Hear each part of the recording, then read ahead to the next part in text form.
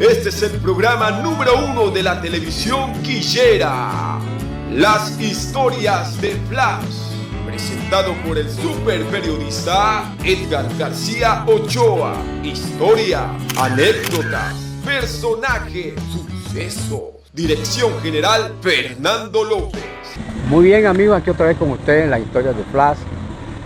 Y agradezco mucho la cantidad de mensajes que estoy recibiendo por el vuelco que le he dado al programa, porque ya estamos incluyendo, nos estamos metiendo en la realidad de lo que pasa en el país, en la nación, entrevistando personalidades para que nos orienten, nos den una visión personal, por supuesto, de los acontecimientos que según ellos ven que nosotros de pronto desconocemos, porque resulta que ahora todo el mundo da opiniones en los taxis, sobre todo que yo utilizo mucho los taxis. Cada vez que yo me monto en un taxi hago la misma pregunta.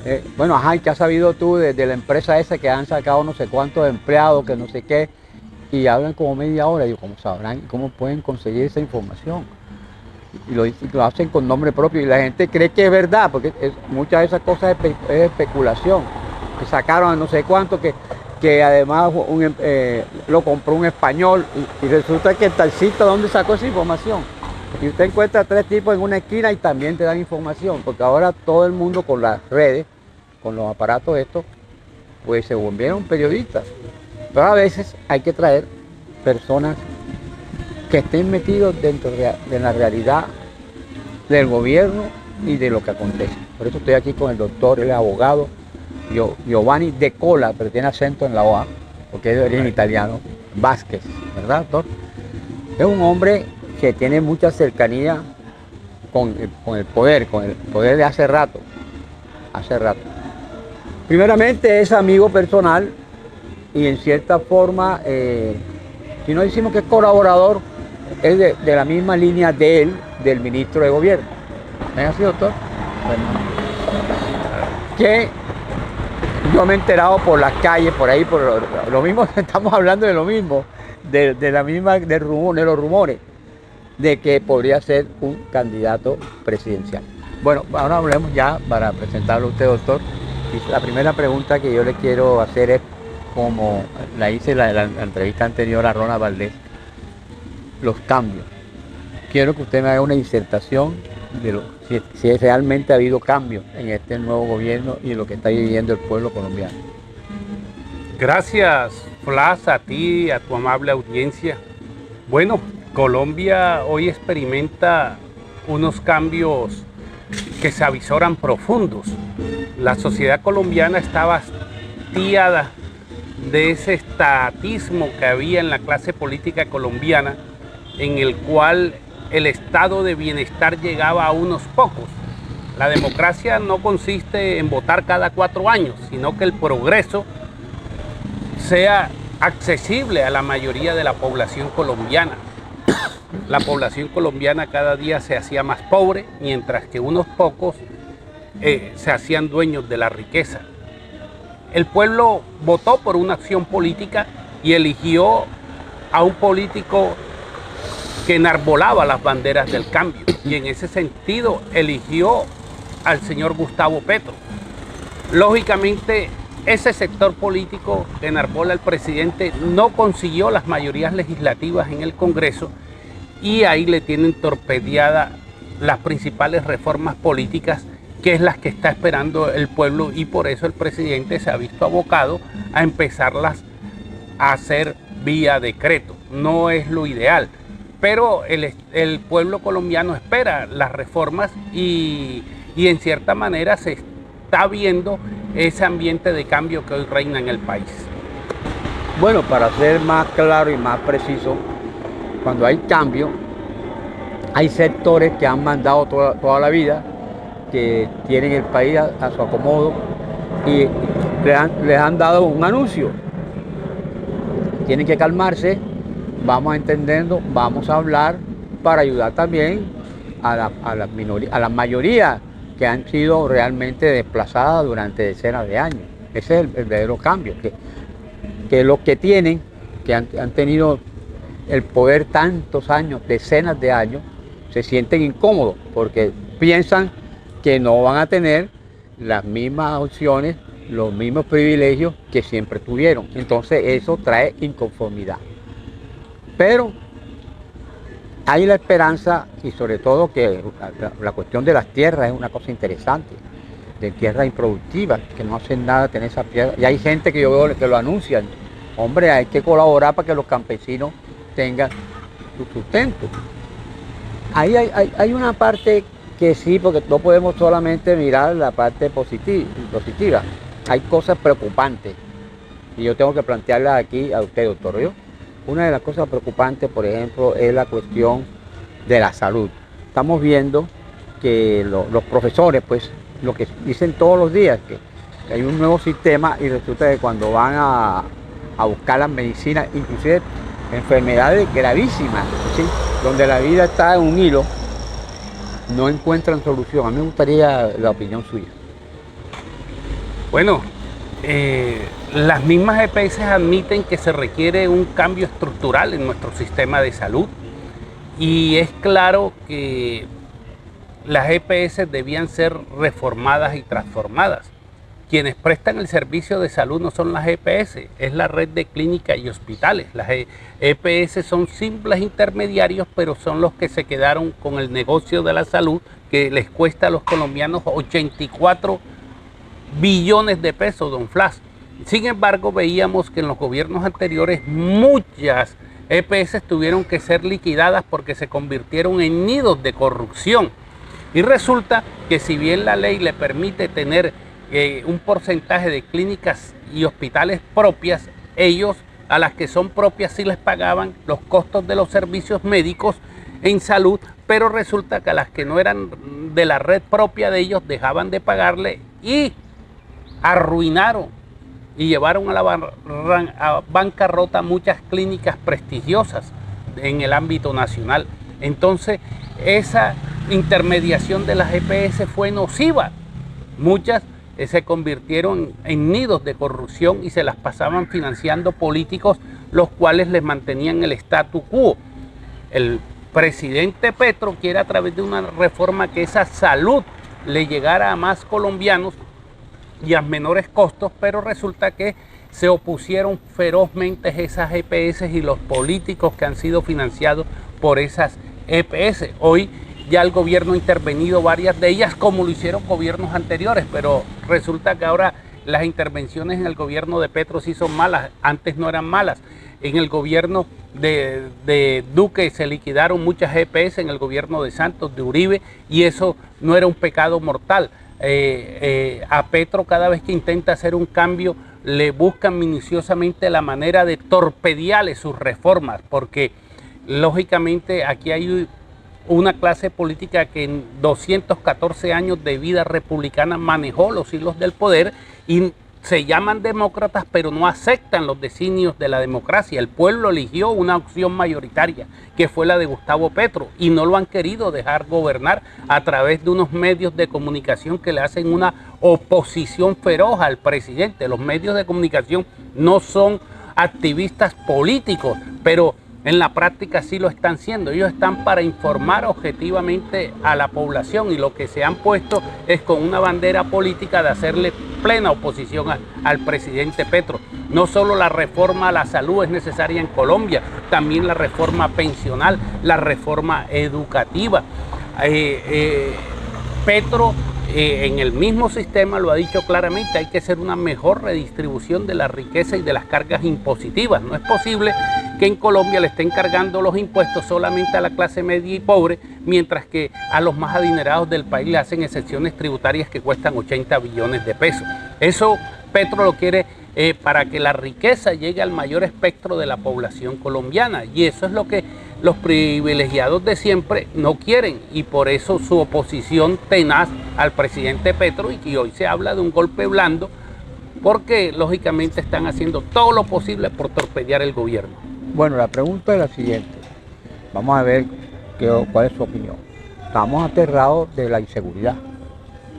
Y yo pienso que es algo que por todas maneras viene información que se va a arreglar y y se reúnen, pero no hay día que no hayan noticias preocupantes.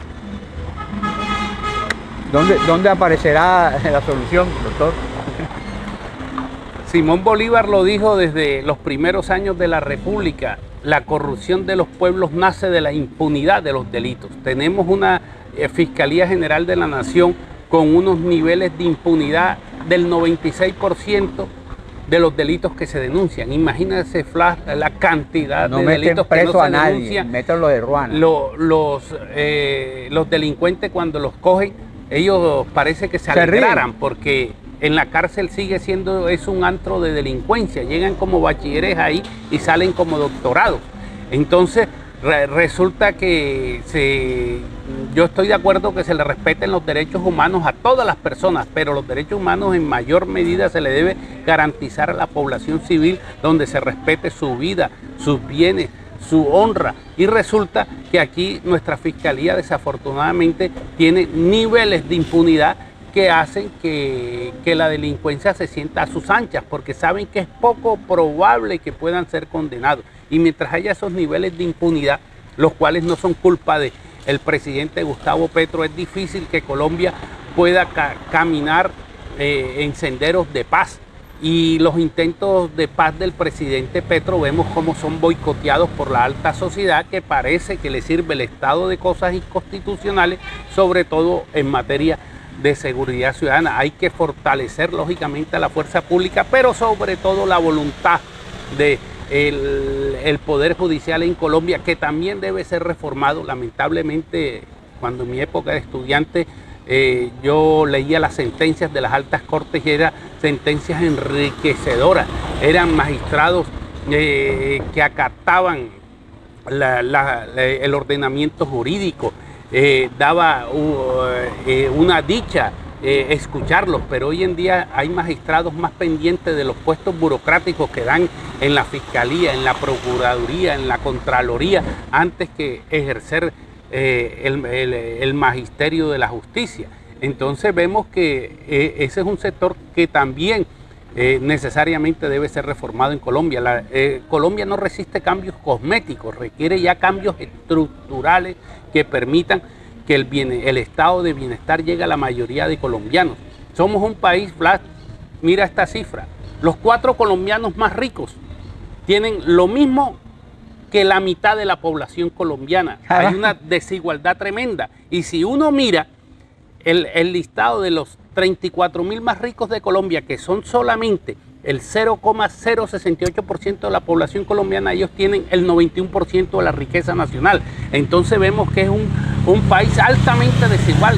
Se dice que somos el tercero más desigual del mundo, y esa brecha hay que cortarla, y no es quitándole a los ricos, es dándole mayores oportunidades a los pobres, y los ricos que sean más ricos, pero tecnificando sus técnicas de producción, no a costas del trabajador como lo proponen los modelos neoliberales. Eso que está diciendo es una radiografía correctísima, de verdad. Yo creo que habría que ver quiénes pueden refutar la realidad, la evidencia. Hay una segunda parte.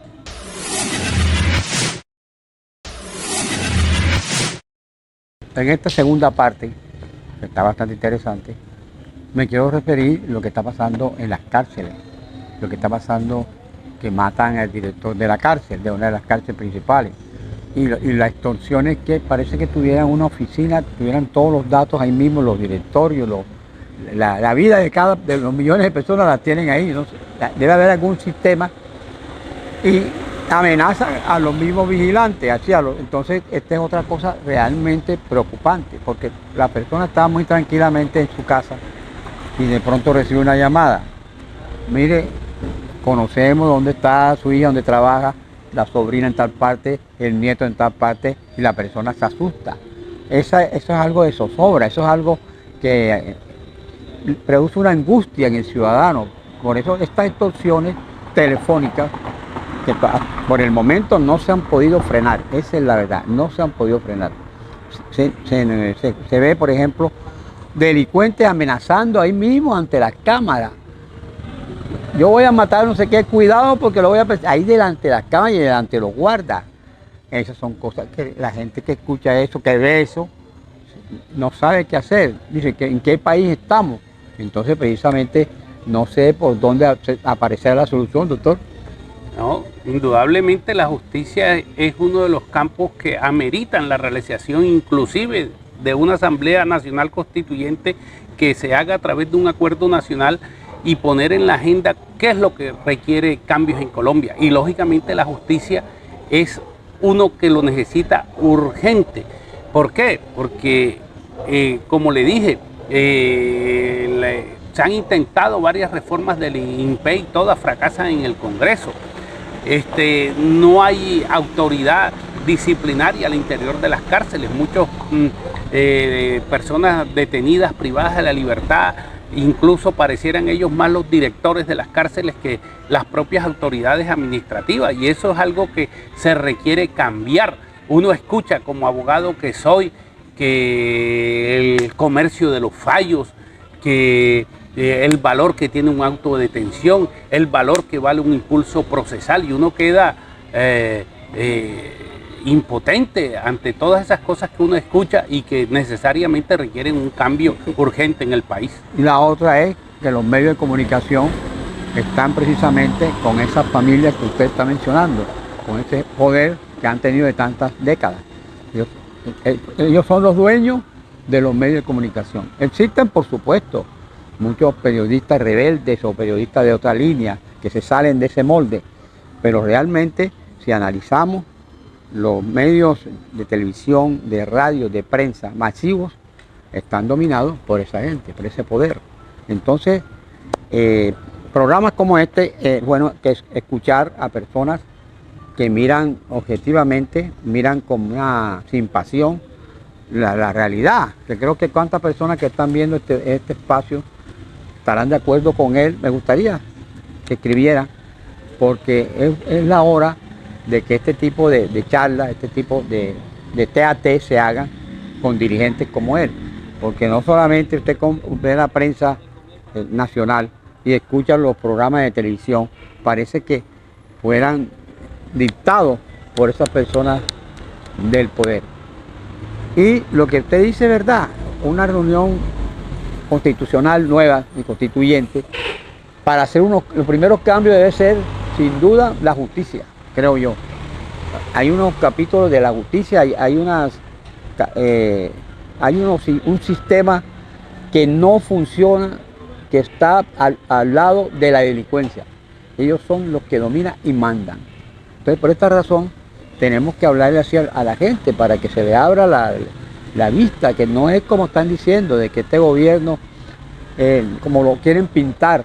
No, es un cambio, y todos los cambios son parecidos, todos. Vea usted lo que está pasando en Ecuador, ¿cómo se llama? Donde está ahora El Salvador, Argentina, todos los países, Venezuela, todos estos países, los cambios producen esas inquietudes, y por eso es bueno escuchar a ciudadanos como él, un abogado que tiene cercanía con el gobierno, pero en el sentido que es de la misma línea, la misma línea del doctor Petro, del presidente Petro. Pero lo que está diciendo pone a pensar, pone a la mente a analizar. Esa es la verdad. Y la otro asunto también que es importantísimo, de pronto esa crítica, sí, creo yo, es que de pronto se ha equivocado con algunos ministros, que ha tenido que cambiarlo o no están dando la talla. No sé, me gustaría hacer su opinión.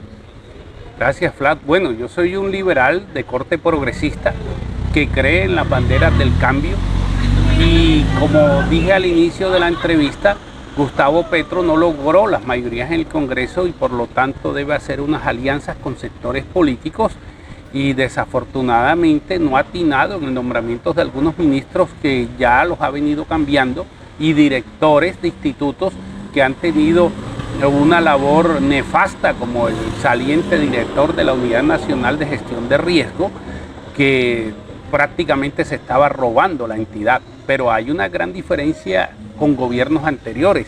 En este gobierno, el mismo Gustavo Petro sale a pedirles la renuncia a esos funcionarios y los denuncia ante las mismas autoridades judiciales. Anteriormente era atornillar al funcionario y tratar de ocultar lo que en esas entidades ocurrían. Y ahí es otra de las cosas que hemos visto en el cambio del doctor Gustavo Petro. Aquí, funcionario que se dedique a cometer actos delincuenciales, actos corruptos, inmediatamente recibe el rechazo del gobierno y debe quitarse de ese puesto inmediatamente. Eso es otra de las cosas que hemos visto del cambio. También hemos visto que el doctor Gustavo Petro, a pesar del ataque masivo de los grandes medios de comunicación, que yo les llamo en algunos casos de estupidización, porque lo que tratan es de tergiversar la realidad nacional para manipular a la gente contra el gobierno,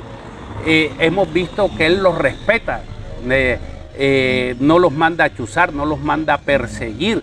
Vimos la marcha del 21 de abril contra el gobierno. Él no les mandó al Escuadrón de la Muerte, el SMAT, para que les dieran bolillazos a la gente o les tiraran gases lacrimógenos. Igual vimos cómo se portó la gente el 1 de mayo, que en ese caso fue a favor del gobierno, y vimos que tampoco en ese caso la policía los provocó para provocar esos desmanes que eran al final los que deslegitimaban esas protestas y esas marchas. En todos los ámbitos se ha sentido el cambio. Este gobierno ha sido el que más ha entregado tierras y formalizado tierras, más que los dos gobiernos anteriores. Él tiene récord en incautación de droga. Ha aumentado el 29% de la visita de extranjeros turistas a Colombia. Ahí cifra, es el único gobierno en los últimos 30 años que durante 13 meses seguidos ha bajado la inflación. Yo recuerdo que cuando ganó Petro dijeron, no, en 10 meses el dólar se va a poner a 8.000 pesos y lo tiene más bajo que como lo recibió. Entonces, vemos muchos logros del gobierno, sin embargo los medios de comunicación solo se dedican a tergiversar la realidad y dar malas noticias del gobierno. Así es. Bueno, a una pregunta obligada, ¿y Uribe? Uribe ya debe pasar a buen retiro. Es un expresidente respetable, porque nadie niega que es un gran líder, que lo sigue un gran sector de la población colombiana, pero ya debe dejar gobernar como lo debe hacer el expresidente Gaviria. También debe pasar a un feliz retiro, como lo pasó en su momento Ernesto Samper, como lo está haciendo Juan Manuel Santos. Ya ellos tuvieron su oportunidad para gobernar, y Uribe no gobernó 4, sino 8 años. Y es hora de que deje el espacio a los nuevos liderazgos y que sean los colombianos los que construyan la nueva realidad nacional. La verdad que Uribe debe preocuparse más por su proceso judicial y demostrar en ese caso su inocencia, y que también la justicia termine investigando las centenares de denuncias que hay contra él y que se halle la verdad, y si es culpable que se condene, y si es inocente que se declare absuelto. Pero yo hago votos porque el presidente, todos los expresidentes en general, pasen a feliz retiro y dejen tranquilo a los colombianos y nos eviten esa polarización en que está inmiscuido hoy el país. Bueno, los ventiladores estos anunciando, cuando llegan donde el juez se silencian, los ventiladores que iban a dar una cantidad de revelaciones que verdaderamente la gente las espera, pero no salen.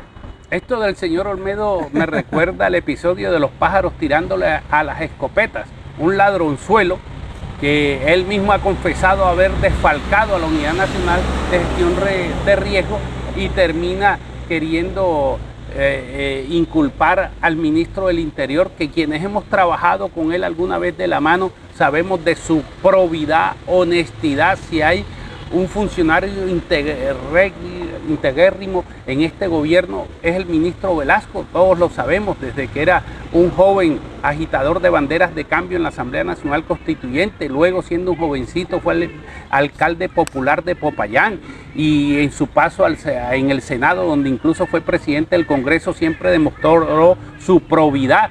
Y hoy un ladrón de esto queriendo acusar un ministro que sabemos que sería, yo lo conozco personalmente y sé que es incapaz de hacer órdenes ilegales. Y es hora, no entiendo por qué todavía la Fiscalía, a ese señor Pinilla y a ese señor Olmedo todavía no le han dictado orden de captura. Inexplicable eso, don Flas. Bueno, ha habido caras nuevas, por ejemplo, Laura Sarabia, una muchacha joven que de pronto el protagonista me llamó la atención que casi siempre estuvo callada, no hablaba. Pero cuando hubo en estos días hubo una polémica tremenda, fue la más sensata cuando habló. O sea que por algo tiene ese cargo de la cercanía con el presidente. Y hay algo que, eso sí también es inexplicable, y la gente me dirá, bueno, Fly, no vas a preguntar por Benedetti. Bueno, Armando Benedetti fue un senador, creo que fue un buen senador de la República, pero vemos que una vez Benedetti se acercó al candidato Gustavo Petro, le empezó una persecución judicial, pero hasta ahora la justicia lleva ya 5 años investigándolo y todavía no le ha encontrado nada. Inaudito, si fue culpable de hechos ilícitos, pues que lo condenen, pero aquí vemos que hay procesos judiciales que se inventan y que es para destruir a las personas. Y sabemos que Armando Benedetti no es del grupo político directo del presidente Petro, fue de las alianzas que hizo Gustavo Petro para poder alcanzar el poder, porque sabemos que las fuerzas internas del pacto histórico no eran suficientes para alcanzar los votos para llegar a la presidencia de la República, y eso es una de las alianzas como la que hizo con Roy Barrera y tantos otros que fueron necesarios para alcanzar la victoria. Y repito, si Benedetti tiene cuentas pendientes con la justicia, o que demuestre él su inocencia, y en este caso la justicia demuestre su culpabilidad, pero que no sigan dejando un ambiente como si es o no es todo para decir que el círculo de Petro es corrupto, ¿no? Al que sea corrupto, que le caiga todo el peso de la ley. Bueno, ahora sí es una pregunta, porque hemos estado hablando bastante tiempo, pero yo quisiera decirle antes de cerrar, doctor, usted es abogado, ¿de dónde? Cuéntanos brevemente algo de su vida. Yo soy abogado de la Universidad Simón Bolívar, especialista en Derecho Administrativo y en Derecho Electoral. Bueno, ¿de dónde es usted exactamente? Yo nací en Santa Marta, pero desde los 10 días de nacido vivo en la ciudad de Barranquilla. Y he intercambiado mis estadías por asuntos profesionales y eso entre Bogotá y Barranquilla. Bueno, esta ha sido una entrevista de una persona muy culta, muy preparada, tiene una visión muy clara, muy personal, por supuesto, de lo que ve. La pregunta inicial fue esa, el cambio. Si usted ha hecho un análisis de 25 minutos, no, sí, casi media hora de su realidad, de lo que usted piensa de eso, como pasó también la entrevista que hicimos hace 2 días con Ronald Valdés. Y así iremos buscando otros pensamientos, otras personas que de pronto están en otra orilla también, porque es bueno que no solamente me van a decir a mí petrista, no, cuando no es así. Yo soy imparcial, como buen periodista tengo que estar trayendo a las personas para que hablen y ofrezcan una visión personal, ¿cierto? Así habrán otras entrevistas próximamente. Pero antes de cerrar, ustedes saben que todas las personas que se van acercando donde mí van apartando un libro, porque vamos en julio a entregar 300 libros a 300 seguidores, y uno de ellos es el doctor. Aquí ya usted lo mira cuál es. Mil gracias. Yo soy uno de los fans de Shakira desde sus inicios. Mil gracias, Flash. Invito a todos a adquirir el libro de la biografía de Shakira, en la persona que descubrió a nuestra artista global más importante.